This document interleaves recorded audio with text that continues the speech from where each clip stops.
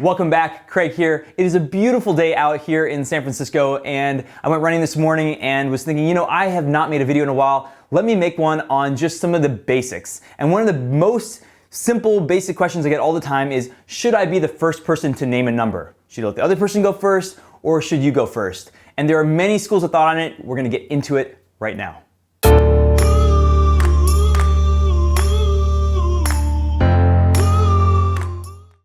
Whether to name the number first or not is highly contested. Some people think you should always name the first number, and other people think you should never name the first number.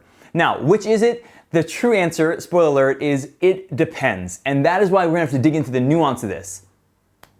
Now, whenever you ask a question and the answer comes back as, it depends, it's never very satisfying. And the reason here, and it should make sense, is that every situation is different. And so it doesn't make sense to have a blanket answer for a question like this. Now, the question is, what does it depend on? And that's what I want to dig into. And what it actually depends on is how much information do you have about the other side? How much information do they have about you? And how much do you understand their situation? Now, once you understand that, it's pretty easy to figure out should you name a number first or not. If you happen to know a lot about the other side's position and you have a pretty good guess at what they might offer you, it might be to your advantage to name the first number. And the reason is that first number is what's called an anchor. And once you set the anchor, if you get to set the anchor, it has a huge impact on what their expectations are and their decision making. It's called the anchoring effect, and all the research around this shows that not only does it have a great effect on them, people tend to underestimate what that effect is. So you are affecting them and they don't even know it. I'll give you a good example. I was in a stationery store in North Carolina just a couple days ago, and I went and asked, what is a good pen that you guys recommend? They had thousands of pens there. And they said, well, it depends on your price range. We have pens that are $5 and we have pens that are hundreds of dollars. And as soon as they said that, my price point of what I thought I might pay lifted because I didn't realize that they had pens that were that expensive. And instead of buying a $5 pen, I ended up buying a $35 pen that writes underwater and upside down and all kinds of things I didn't really need. But it was because my expectation got raised because their price range and their anchoring point set me higher.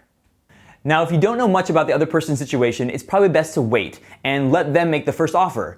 Now, if it's a job offer situation like we talk about so much on this channel, there are a lot of ways that you can figure out that information and have more information about them than they have about you. And I made an entire video about how to, figure out what a job pays. I'm gonna link to it up here. And it goes into all types of strategies around background research, how to ask the right type of question to get that information, stuff like that.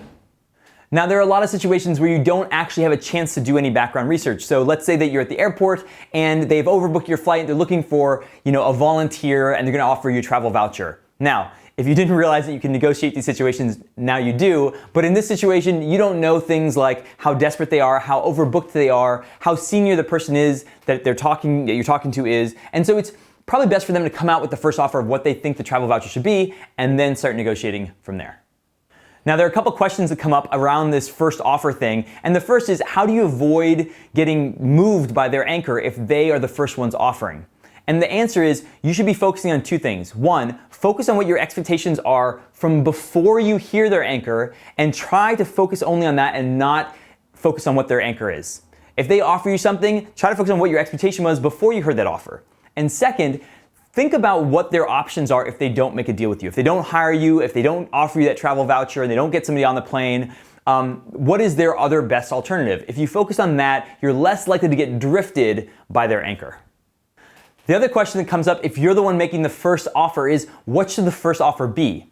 And the answer is, it should be the most aggressive offer that you can still provide some justification for. Now, notice that I did not say you needed airtight logical reasoning. So in a job scenario, you don't need a counter offer from another company. You don't need to have data from a very similar company in a very similar position in order to justify a counter offer. What you need to go off is, in the best possible scenario, what could you imagine justifying? And then you can go off of that for your aggressive offer.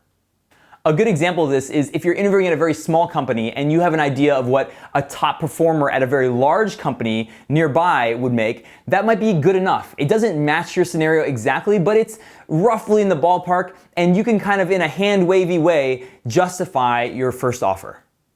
I hope this gave you some clarification on when to name the first number and what it should depend on. You know, this is one of those things where your expectations have a huge amount to do with what you get in the end. What they show in research is that, you know, people who have really, really outsized expectations tend to do better. So if you are naming the first number, this is your opportunity to think really big. And remember that, you know, that justification doesn't have to be airtight logical reasoning. If you enjoyed this video, let me know by hitting the like button, subscribe to my channel, hit the little bell so you get all the alerts, and you can find me on Instagram. The link is going to be down below. Let me know if you have any things you want me to cover. I'm coming out with new videos all the time. I will see you next time.